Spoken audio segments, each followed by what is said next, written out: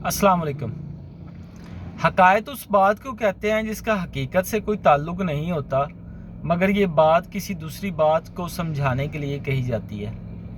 किसी इलाके की हकायत है कि जब हज़रत इंसान की तख्लीक हुई तो फ़रिश्तों ने इसे बुलाया और बुला के कहा कि तुम्हारी उम्र 20 साल मुतय्यन की गई है। तुमने इन 20 सालों में पढ़ना लिखना है, रोज़गार कमाना है, शादी करनी है, बच्चे पैदा करने हैं और उनकी शादियां भी करनी हैं।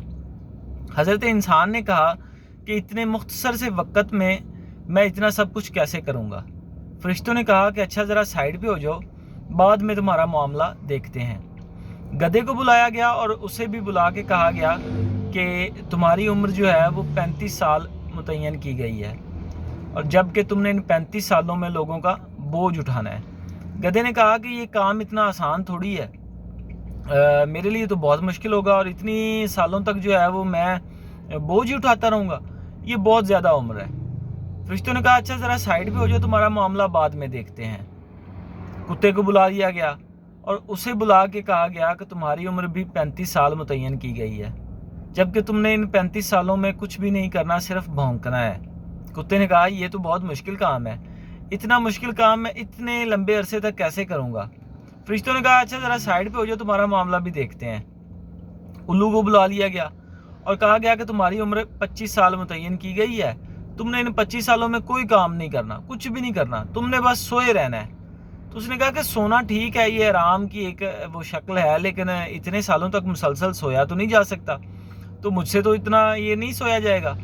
फ़रिश्तों ने इंसान को, कुत्ते को, गधे को, उल्लू को, सबको इकट्ठा किया और फैसला किया गया कि इंसान को अपनी ज़िंदगी जो है वो कम लग रही है और बाकी सबको ज़्यादा।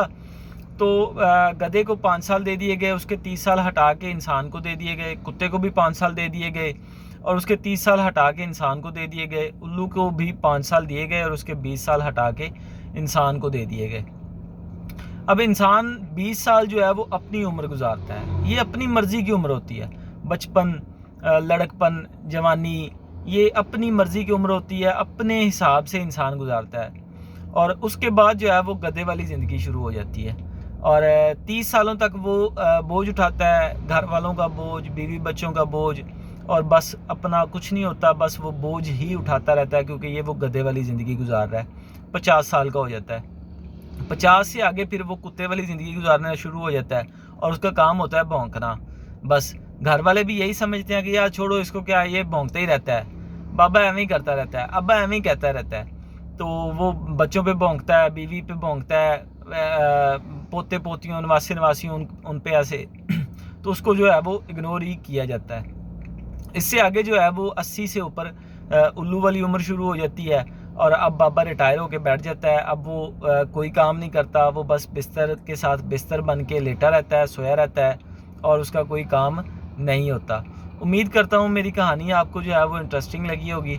ऐसी मज़ीद इंटरेस्टिंग कहानियाँ और सबक आमोज़ वाक़यात और छोटी छोटी बातें, मुख्तसर सी बातें जो है वो सुनने के लिए मेरे चैनल को सब्सक्राइब ज़रूर करें, मेरी हौसला अफजाई करें और आप मेरी इस्लाह भी कर सकते हैं अगर मैं कोई बात गलत करूँ कमेंट सेक्शन में। बहुत बहुत शुक्रिया।